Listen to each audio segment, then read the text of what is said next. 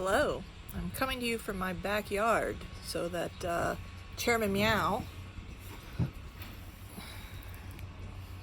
can we see him here? Can hang out in the sunshine.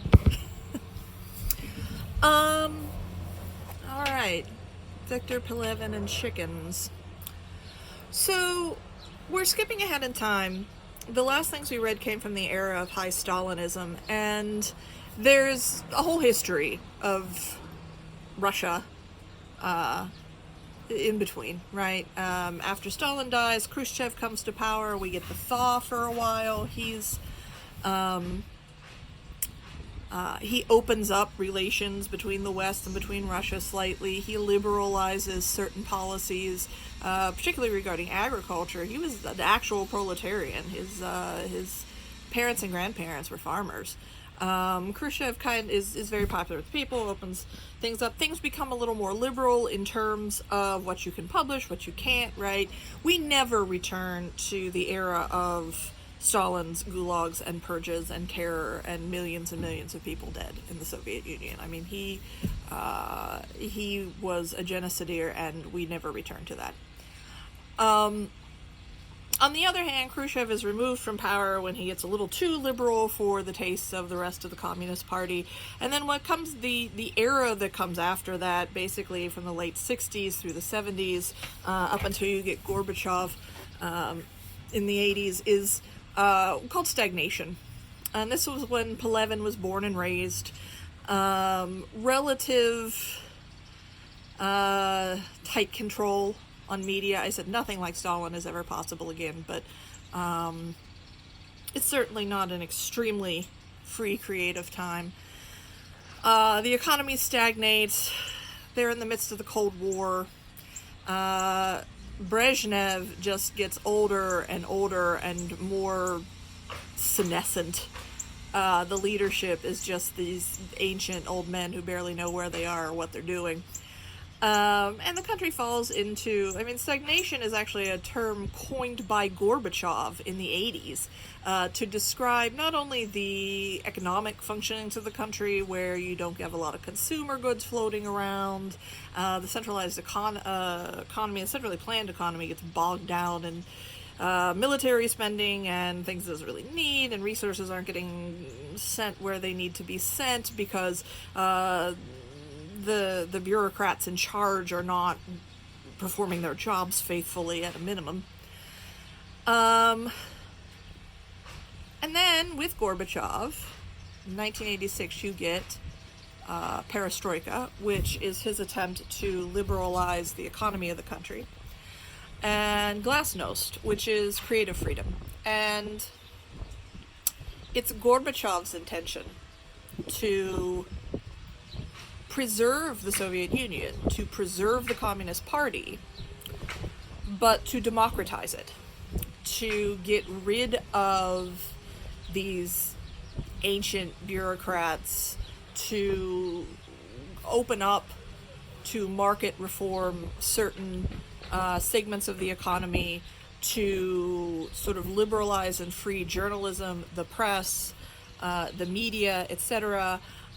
It's not complete freedom, but it's really his attempt to try to reform Soviet-style socialism into a more democratic, freer, looser, more consumer-oriented, more creative thing. It doesn't work. And we'll talk about that next week, right? So then after Glasnost, we have the collapse of the Soviet Union and the post-Soviet era. And we're going to talk about that next week when we get to Petrushevskaya, actually. So put that off. But for the moment, this story is a story that comes from the very, very, moment of the end of the Soviet Union. Before any of the post-Soviet calamity, Boris Yeltsin, etc., happens to the country, before the rise of the oligarchs and everything, it's truly a mess.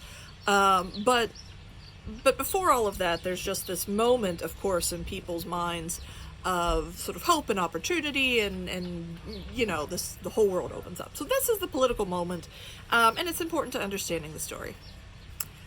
I want to talk to you now stylistically about postmodernism, which is kind of like, say, I want to describe the Gulf of Mexico to you in a cup of water, right? I mean, this is, you might be familiar with postmodernism in terms of architectural styles or visual artistic styles, video art, things of that nature. So there's an aesthetic component, certainly. There are certain styles of things, of visual arts and architecture that are described as postmodern. And of course, literature, too.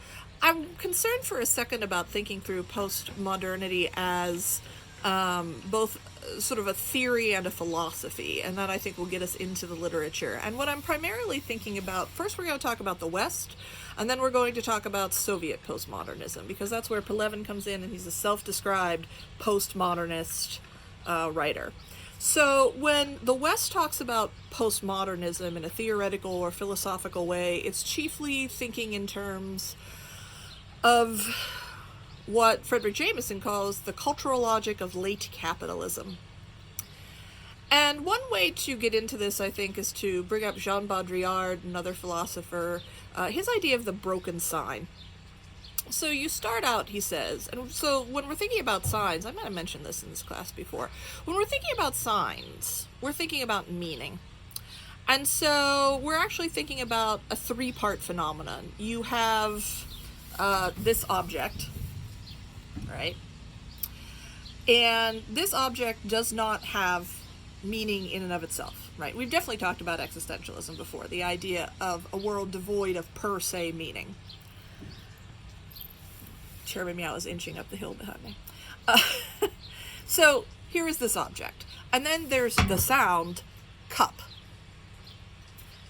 This object doesn't mean anything. It just is. And the sound cup doesn't mean anything. It just is. But when I combine those two things, cup, now it means something. Here is my coffee cup, right? And so that's a sign. In the structuralist linguistic sense, you need a signifier, cup. You need a signified object or idea. You put them together, you have a sign, you have meaning. And so even if you can't see this, I can say cup. And you might not get exactly, you might not guess that it has a magic fish on it, but her coffee cup, right? We'll be on approximately the same page. Signs can be made out of more than single words. And there are many things that can be turned signifiers. So, for instance, we can think of an image.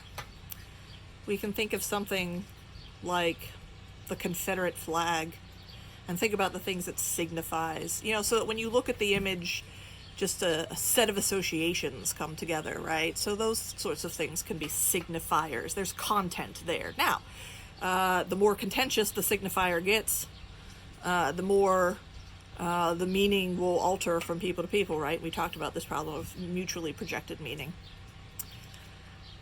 Signifiers can also be representations, right? So let's say I make a movie about the Civil War. Okay, that's a signification too, right? The way I represent the Civil War, the way I tell the history of the Civil War. And so when Baudrillard is talking about the breakdown of the signs, he's talking about this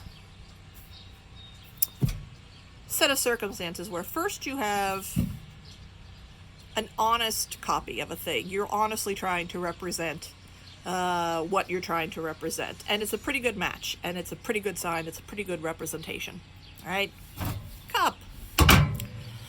And then you have a bad sign, right? It's not a good representation. It's not a clear sign. People don't understand it for one reason or the other. The signal becomes unclear.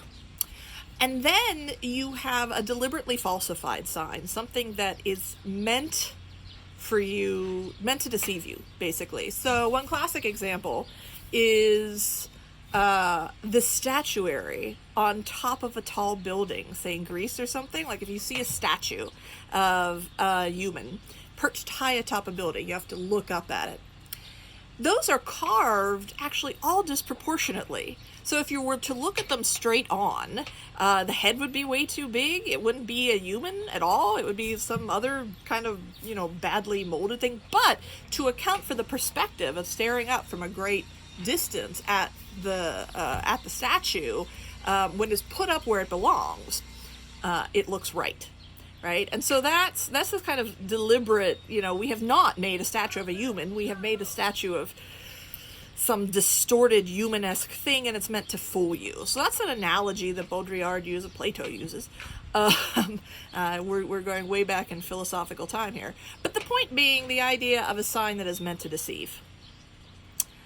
A signifier that is meant to mislead you, to give you a false meaning. And then finally, the last stage of the breakdown of the sign is a sign that represents the thing that never actually existed.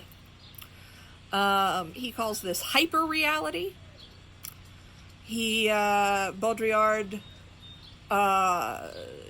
talks about the map destroying the territory, right? When you have a map of a place that doesn't exist. So basically what we're talking about here is, again, to return to the idea of, say, a historical movie. Imagine some very nostalgic movie that tells you about American history, those brave Confederates fighting for states' rights, and we never mentioned slavery. That's not a real representation of anything. It's just a certain kind of nostalgia for a particular, subcultural racist heritage in our country's history. But it's not trying to fool you. That's not the point, right? It's just nostalgia. And again, I've picked a contentious example, but there's lots of examples of this. If we think about, things that maybe we can all sort of enjoy, like the Ken Burns documentaries, or something, depictions of a history that didn't actually happen. And there's lots of things like this, lots of things that are meant to represent ideas, versions of things that never happen, and no one's even pretending it's true. It doesn't have to be true. You don't care that it's true. Hyper-reality, right? It's just something we enjoy. Okay, so this is what Baudrillard talks about, the breakdown of the sign. And when in language the sign breaks down, when we can't make meaning together, we can't communicate. Things just become lost. We can't talk to one another anymore. In this world of larger signifiers, right, of images and movies and music and books and etc., games online, meme culture is an excellent example of the breakdown of the sign.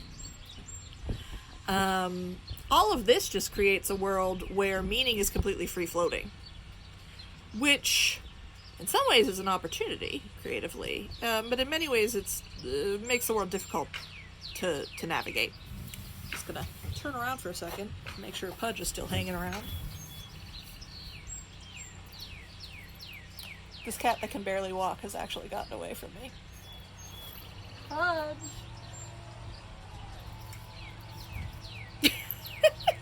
Okay, I'll stop there, and then we'll get into what this means in terms of capitalism.